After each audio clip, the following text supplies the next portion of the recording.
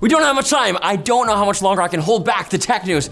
Oh no, it breached the containment run! More details about Intel's upcoming Arrow Lake desktop CPUs have leaked, and there were some surprising numbers. Not the silly 200 series numbering scheme. We knew that already. According to Chinese news outlet BenchLife, the Arrow Lake S Core Ultra series will only comprise 13 SKUs. That's not the only surprising number. BenchLife's ratio of P cores to E cores in the K series Core Ultra 7 CPU disagrees with earlier leaks. While BenchLife has claimed the processor would have 8 P cores and 12 E cores, reports from January suggested 6 plus 16 configuration. But both leaks claim all K-series chips have as many threads as they have cores, which would mean Arrow Lake won't feature hyperthreading. That's Intel's simultaneous multi-threading tech, not your grandma's secret embroidery technique. While Intel ditching hyperthreading may be a significant change, it might not be a bad one. Because of the larger number of cores on modern CPUs, it may be better to dedicate a whole core to a single task. Many chip makers and designers like Apple, Samsung, and Qualcomm don't even support simultaneous multi-threading on their platforms. Hopefully Arrow Lake does well for Intel's sake, though, as AMD hit an all-time high in desktop x86 market share this year. Intel has fallen to a measly 76.1% of the market. How can Intel possibly cope with only 3/4 of the entire market? I'd be worried. Apple managed to anger the entire internet with a single ad, something that sounds a lot easier than it is.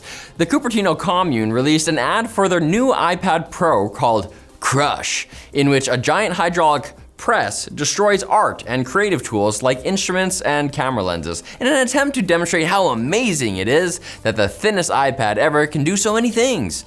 Unfortunately, the YouTube video had comments turned off, so everyone did the healthy thing and went onto Twitter to bully Tim Cook for tweeting the ad. Some strong hate came from Japanese viewers. Apparently some of that may be due to the belief in tsukumogami from Japanese folklore, tools that have acquired a spirit, which could mean that in a way, Apple basically committed mass murder? And I mean, look at these cute little guys. What kind of sick monster would want to crush them?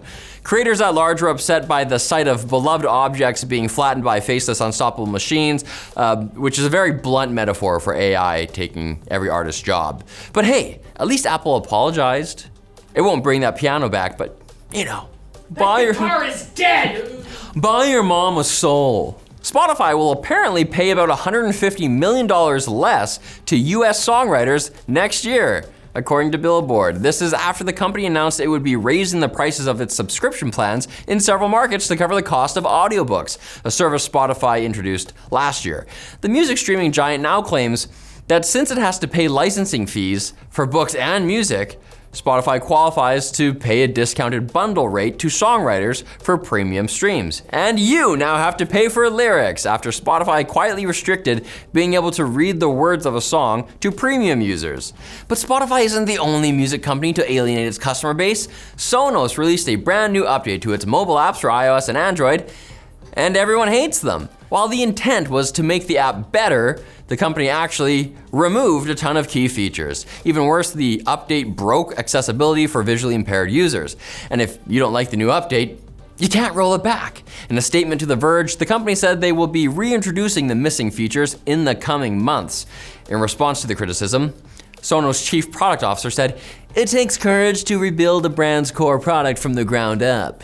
That's what the person sounds like, for sure. And it takes a strong lack of common sense to release that build before it's finished. That's not like checking out our sponsor though. Vessi, they claim their shoes are extremely waterproof and keep your feet cool in the summer, yet warm in the winter. Their storm-burst low-top shoes combine the comfort of a sneaker with the grip and coverage of an outdoor boot. Vessi has added extra layers for added warmth as well as extra grip to prevent you from slipping and sliding in unfavorable weather conditions. The stormbursts are feature-packed and will help you get through the unpredictable spring weather coming up. So check out the Vessi Stormburst and get 15% off your first purchase at vessi.com/techlinked. Quick bits are like the 5 shorter stories at the end of the video. Actually, That's literally what they are. Google launched the $500 Pixel 8a this week, starting with 8 gigabytes of RAM, 128 gigabytes or 256 gigabytes of storage, and a handful of fun colors, like the one Boing Boing calls Abandoned House Bathroom Green.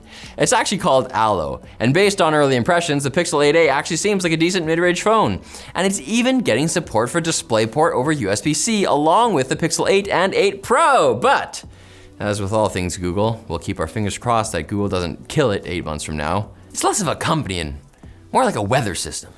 The FCC has eased worries that the net neutrality rules it voted back into force on April 25th would still contain a loophole allowing telecoms to create paid fast lanes for certain types of internet traffic.